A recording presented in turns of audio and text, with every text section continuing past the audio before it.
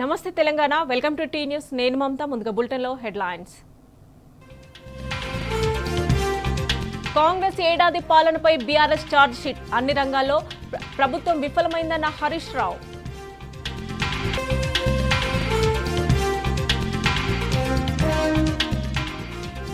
కేసీఆర్ హయాంలో దేశానికి దిక్సూచిల తెలంగాణ అభివృద్ధి రేవంత్ అంతర్జాతీయ స్థాయిలో రాష్ట్రం ప్రతిష్ట దిగజార్చారన్న హరీష్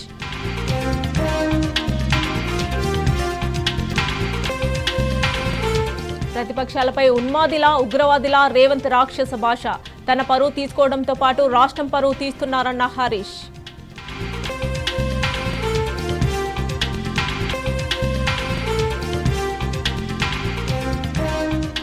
గ్యారంటీలు డిక్లరేషన్ల పేరుతో ప్రజలను మోసం చేసిన కాంగ్రెస్ రాష్ట్రంలో అన్ని వర్గాలు రోడ్డెక్కుతున్నాయని హరీష్ రావు ఫైర్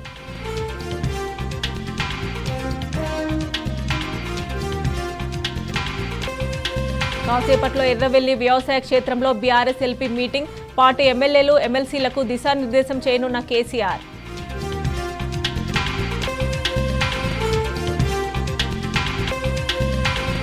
రెండో టెస్టులో చేతులెత్తేసిన టీమిండియా 10 వికెట్ల తేడాతో ఆస్ట్రేలియా ఘన విజయం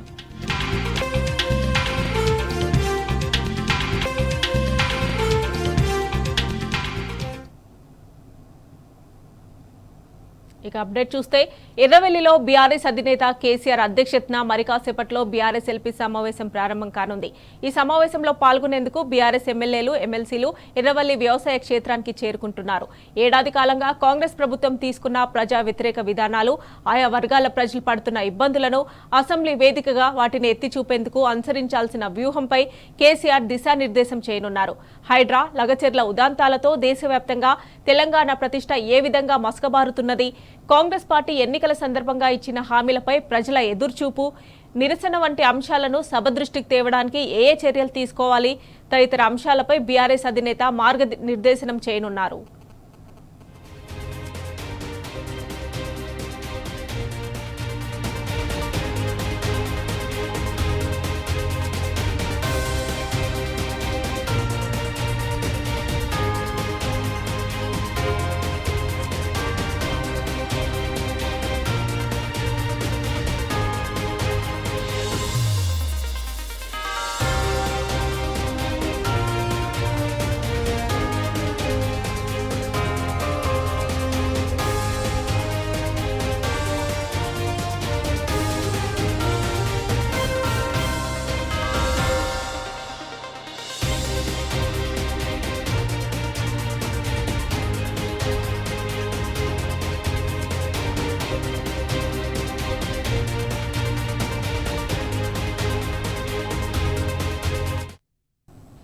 ఎర్రవెల్లిలో బీఆర్ఎస్ అధినేత కేసీఆర్ అధ్యక్షతన మరి కాసేపట్లో బీఆర్ఎస్ ఎల్పీ సమావేశం కానుంది. ఈ సమావేశంలో పాల్గొనేందుకు బీఆర్ఎస్ ఎమ్మెల్యేలు ఎమ్మెల్సీలు ఎర్రవెల్లి వ్యవసాయ క్షేత్రానికి చేరుకుంటున్నారు. ఏడాది కాలంగా కాంగ్రెస్ ప్రభుత్వం తీసుకున్న ప్రజా వ్యతిరేక విధానాలు, ఆయా వర్గాల ప్రజలు పడుతున్న ఇబ్బందులను అసెంబ్లీ వేదికగా వాటిని ఎత్తి చూపేందుకు అనుసరించాల్సిన వ్యూహంపై కేసీఆర్ దిశానిర్దేశం చేయనున్నారు. హైడ్రా, లగచెర్ల ఉదాంతాలతో దేశవ్యాప్తంగా తెలంగాణ ప్రతిష్ట ఏ విధంగా మసకబారుతున్నది, కాంగ్రెస్ పార్టీ ఎన్నికల సందర్భంగా ఇచ్చిన హామీలపై ప్రజల ఎదురుచూపు, నిరసన వంటి అంశాలను సభ దృష్టికి తేవడానికి ఏ చర్యలు తీసుకోవాలి తదితర అంశాలపై బీఆర్ఎస్ అధినేత మార్గనిర్దేశనం చేయనున్నారు.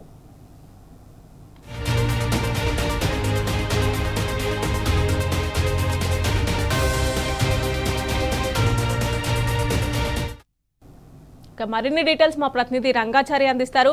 రంగాచారి చెప్పండి, ఎర్రవెల్లిలో బీఆర్ఎస్ అధినేత కేసీఆర్ అధ్యక్షతన మరి కాసేపట్లో బీఆర్ఎస్ ఎల్పీ సమావేశం అయితే ప్రారంభం కానుంది కదా, దీనికి సంబంధించిన అప్డేట్స్ ఏంటి?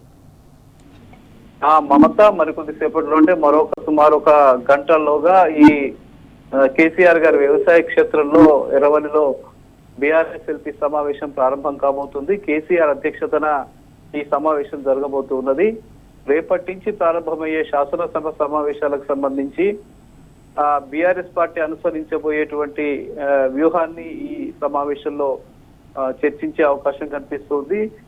అటు ఎమ్మెల్యేలకు, ఎమ్మెల్సీలకు శాసన మండలిలో ఎట్లాంటి వ్యూహాన్ని అమలు చేయాలి, శాసన సభలో ఎట్లాంటి వ్యూహాన్ని అమలు చేయాలనే విషయాల మీద కేసీఆర్ పార్టీ ఎమ్మెల్సీలకు, ఎమ్మెల్యేలకు ఆయన దిశానిర్దేశం చేయబోతూ ఉన్నారు. ఈ సందర్భంగా కొద్దిసేపట్లో ఇక్కడికి అసలు ఎమ్మెల్యేలు ఎమ్మెల్సీలు అంతా కూడా రాబోతూ ఉన్నారు. అటు బీఆర్ఎస్ వర్కింగ్ ప్రెసిడెంట్ కేటీఆర్ తో పాటు హరీష్ రావు గారు, మాజీ మంత్రులు, అట్లాగే ఎమ్మెల్యేలు కూడా ఇక్కడికి రాబోతున్నట్టుగా సమాచారం. మరి కొద్దిసేపట్లోనే వాళ్ళంతా ఇక్కడికి వచ్చి రావడానికి బయలుదేరుతున్నట్టుగా మనకు సమాచారం ఉంది.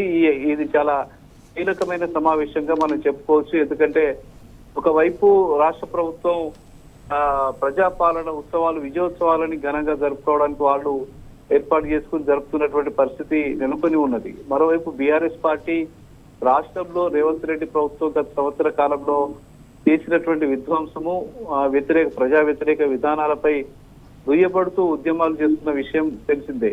ఈ అన్నిటి విషయాల మీద రేపటి నుంచి జరగబోయేటువంటి శాసనసభలో విస్తృత స్థాయిలో చర్చ జరిగేటువంటి అవకాశం కనిపిస్తున్నది. కాబట్టి ఎమ్మెల్యేలు ఎమ్మెల్సీలు ప్రభుత్వం చేసేటువంటి ఈ ప్రజా వ్యతిరేక విధానాన్ని ఎట్లా ఎండగట్టాలనే విషయాల మీద కేసీఆర్ దిశానిర్దేశం చేయబోతూ ఉన్నారు. ముఖ్యంగా ఇక్కడ పెద్ద ఎత్తున రేపటి జరగబోయేటువంటి సభలో ఒక యుద్ధ వాతావరణమే నెలకొనేటువంటి పరిస్థితి నెలకొన్నది. ముఖ్యమంత్రి రేవంత్ రెడ్డి ఎన్నికలకు ముందు ప్రజలకు ఇచ్చినటువంటి వాగ్దానాలు ఏవి కూడా ఇంతవరకు అమలు చేసినటువంటి పరిస్థితి అయితే మనకు కనిపించలేదు. ఇక్కడ అది విజయవంతంగా అమలు జరిగినటువంటి పరిస్థితి కూడా లేదు. ముఖ్యంగా పిసిసి అధ్యక్షుడి హోదాలో రేవంత్ రెడ్డి 6 గ్యారంటీలను ఆయన ప్రజలకు ఇస్తామని చెప్పడం జరిగింది. అట్లాగే 7వ గ్యారంటీగా ప్రజాస్వామ్య హక్కులను మేము కాపాడుతాము, రాష్ట్రంలో ఒక ప్రజాస్వామిక వాతావరణాన్ని నెలకొల్పోతాము అని రకరకాల వాగ్దానాలు చేసినటువంటి పరిస్థితి చూస్తున్నాం. కానీ అవన్నీ ఏ ఒక్కటి కూడా అమలు జరుగుతున్న పరిస్థితి అయితే మనకు కనిపించలేదు. ఇటీవల జరుగుతున్నటువంటి పరిణామాలను బట్టి చూస్తే కేవలం మాట్లాడితే పోలీసులు వాళ్ళని అరెస్ట్ చేసి జైళ్లకు తరలించేటువంటి పరిస్థితి, అక్రమ కేసులు బనాయించి బీఆర్ఎస్ పార్టీ నాయకుల్ని లోపలికి పంపిస్తున్నటువంటి పరిస్థితి అయితే కనిపిస్తూ ఉన్నది. ఇవన్నీ కూడా రేపు జరగబోయేటువంటి శాసనసభలో చర్చకు రాబోతున్నాయి. ముఖ్యంగా 6 గ్యారంటీల్లో రైతు రుణమాఫీ కావచ్చు, రైతు భరోసా కావచ్చు, కళ్యాణ లక్ష్మికి కులం బంగారం ఇచ్చేటువంటి అంశాలు కావచ్చు, ఇవన్నీ కూడా ఏమి అమలు జరగలేదు. ఏ ఒక్కటి కూడా అమలు జరిగినటువంటి పరిస్థితి అయితే లేదు. అట్లాగే ఇంకా రాష్ట్రంలో రైతుల ఆత్మహత్యలు పెరిగిపోయినాయి. అట్లా గురుకుల పాఠశాలకు సంబంధించిన విద్యార్థులు దాదాపు సంక్షేమ గురుకులాల్లో దాదాపు 49 మంది విద్యార్థులు ఫుడ్ పాయిజన్ తో చనిపోయినటువంటి పరిస్థితి, ఆత్మహత్యలు చేసుకుని చనిపోయినటువంటి పరిస్థితి నెలకొని ఉన్నది. ఇటు లగచర్లకు సంబంధించిన ఉద్యమం అయితే చాలా రాష్ట్ర స్థాయిలో, జాతీయ స్థాయిలో చర్చనీయాంశమైనటువంటి పరిస్థితి. ముఖ్యమంత్రి రేవంత్ రెడ్డి తన అనుచరులకు అట్లాగే తన కుటుంబ సభ్యులకు భూములు కేటాయించాలనే లక్ష్యంతో లగచర్ల మిగతా ప్రాంతాల్లో పెద్ద ఎత్తున ఫార్మాసిటీలు ఏర్పాటు చేయడం కోసం ఆయన ఒక భూసేకరణకు సంబంధించిన ఏర్పాటు చేసిన నేపథ్యంలో ప్రజల నుంచి పెద్ద ఎత్తున వ్యతిరేకత వచ్చినటువంటి విషయం తెలిసిందే. ముఖ్యంగా లగచర్లలోనైతే ప్రజలు తిరగబడి ప్రభుత్వం మీద తిరగబడినటువంటి పరిస్థితి, పోలీసుల మీద తిరగబడినటువంటి పరిస్థితి మనం చూసినాం. వీటన్నిటి మీద కూడా కేటీఆర్ ఆధ్వర్యంలో పెద్ద ఎత్తున ఉద్యమాలు జరిగినాయి. అంటే ఇవన్నీ కూడా రేపు జరగబోయేటువంటి శాసనసభలో చర్చనీయాంశంగా మారేటువంటి పరిస్థితి కనిపిస్తుంది. ఇంకా ఏ అంశాలు ఇంకా మనం చర్చకు తీసుకురావాలి, ఏ అంశాన్ని ముందు పెట్టాలి అనే విషయాల మీద కేసీఆర్ వీళ్ళందరికీ దిశానిర్దేశం చేయబోతున్నట్టుగా మనకు సమాచారం ఉంది. Right Rangachari, thanks for updates.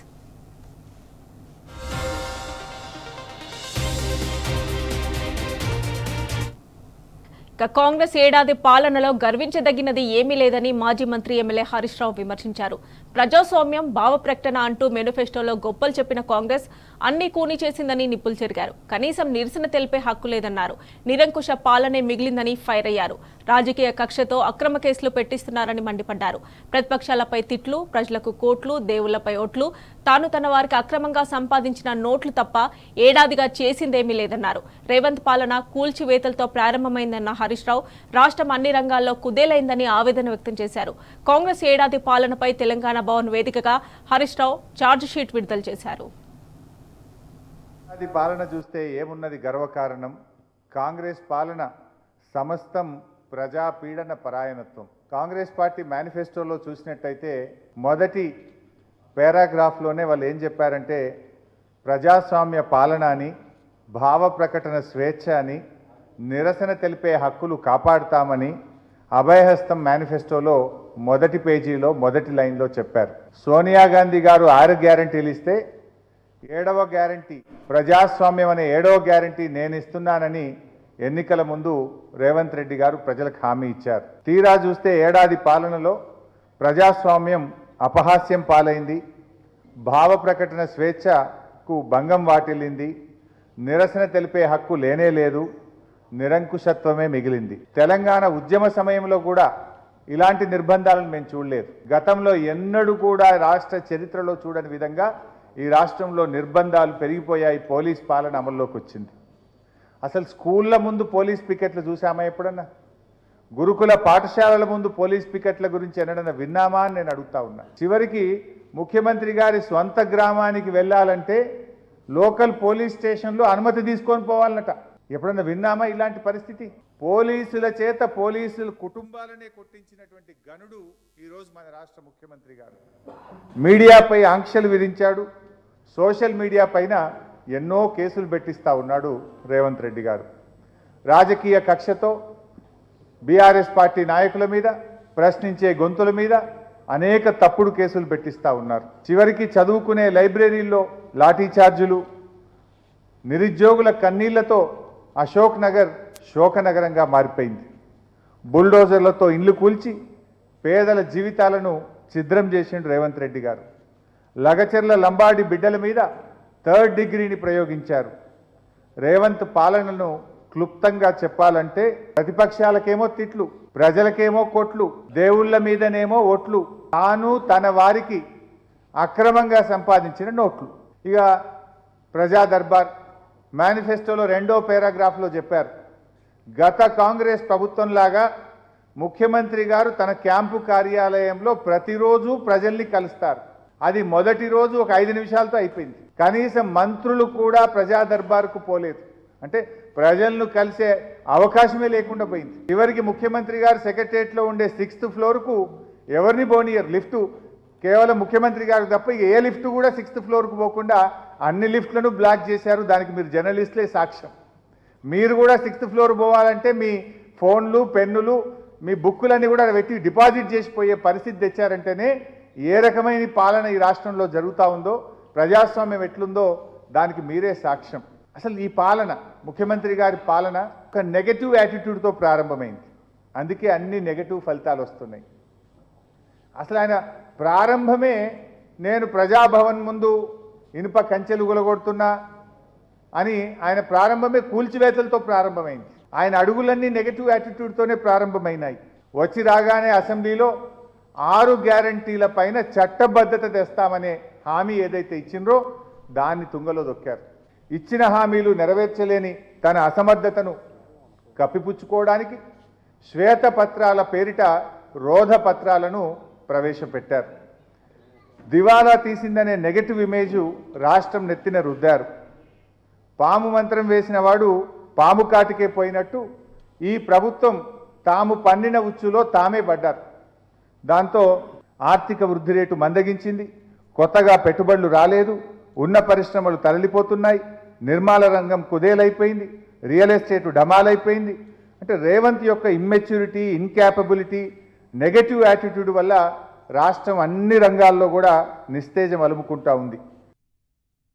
10 ఏళ్ల కేసీఆర్ పాలనలో తెలంగాణను సుభిక్షంగా మార్చామని హరీష్ రావు చెప్పారు.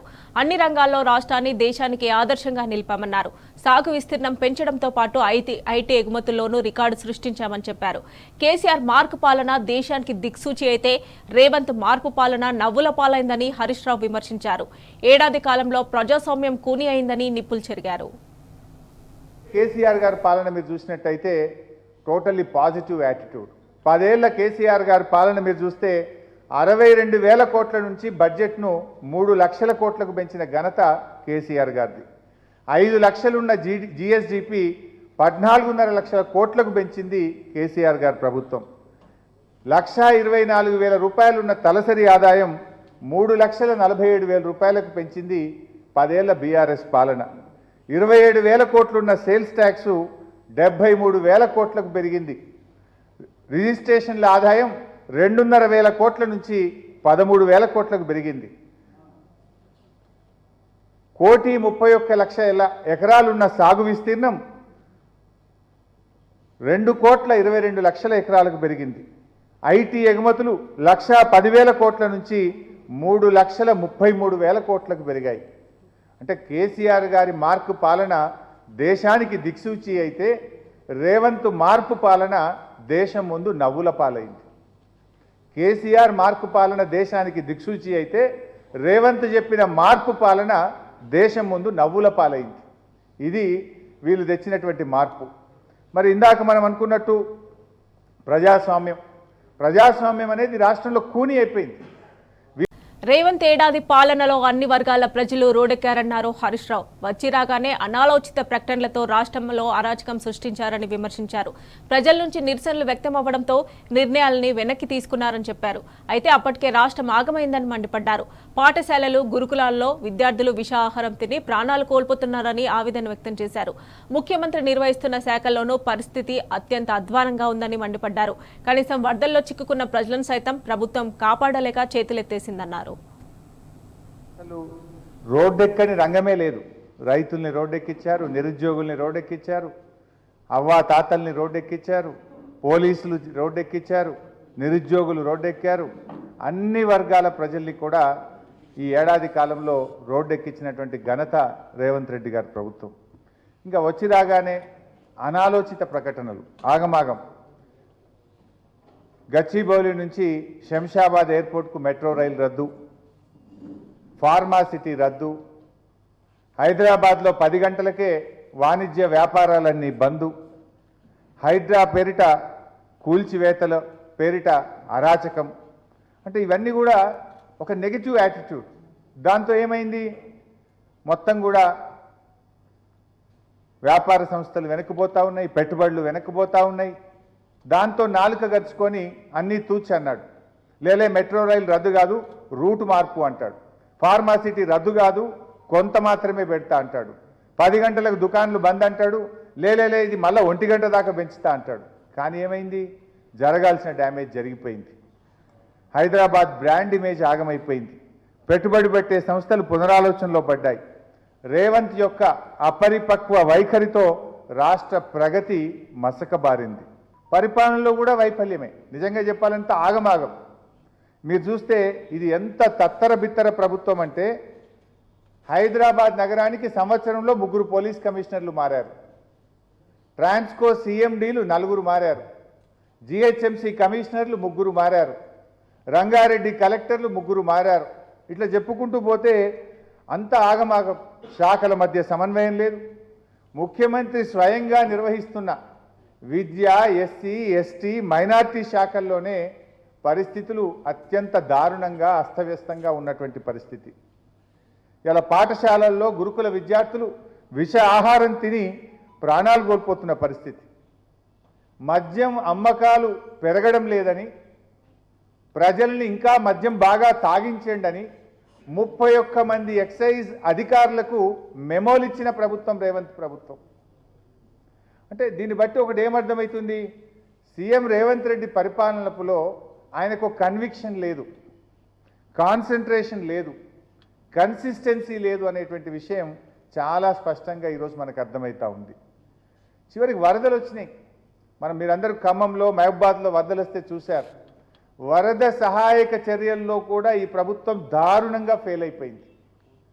3 మంత్రులు ఉన్న ఖమ్మం జిల్లాలో వరద ముంచెత్తితే సకాలంలో సహాయక చర్యలు చేయలేకపోయారు. చీటికి మాటికి హెలికాప్టర్ ఎక్కుతారు. భువనగిరి పోయినా హెలికాప్టరే, గజ్వేల్కి పోయినా హెలికాప్టరే, చివరికి నఖరేకల్ పోయినా హెలికాప్టరే. అంటే ఈ ప్రభుత్వంలో ఉన్న పెద్దలు చీటికి మాటికి హెలికాప్టర్ వాడింది, కానీ వరదలు వస్తే కనీసం వరద బాధితుల్ని కాపాడడానికి హెలికాప్టర్ కూడా పంపలేనటువంటి చేతగాని ప్రభుత్వం ఈ కాంగ్రెస్ ప్రభుత్వం.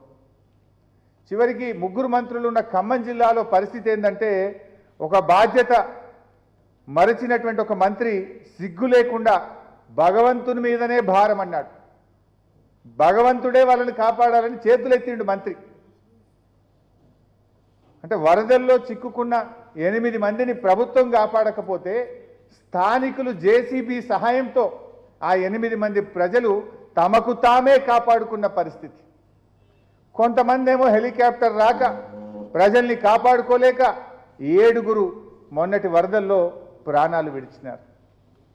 7 ప్రాణాలు పోవడానికి ఈ ప్రభుత్వ వైఫల్యం కారణం. వరద బాధితుల్ని ఆదుకోవడంలో కూడా ప్రభుత్వం చాలా దారుణంగా ఫెయిల్ అయిపోయింది. సబితక్క, నేను, జగదీష్ రెడ్డి గారు, గంగుల కమలాకర్ గారు ఆ రోజు మేము ఖమ్మం వరద బాధితుల్ని పరామర్శించడానికి మా జిల్లా పార్టీ అధ్యక్షులు మధు గారు, ఖమ్మం జిల్లా నాయకత్వం పిలిస్తే మేము అక్కడికి వెళ్తే మా మీద దాడి. పైగా వరద సహాయక చర్యలు చేపట్టకపోగా వరద బాధితుల్ని కాపాడుకోలేక పరామర్శించడానికి వెళ్ళిన బీఆర్ఎస్ నాయకత్వం మీద రాళ్ల దాడి చేసినటువంటి ప్రభుత్వం ఈ కాంగ్రెస్ ప్రభుత్వం.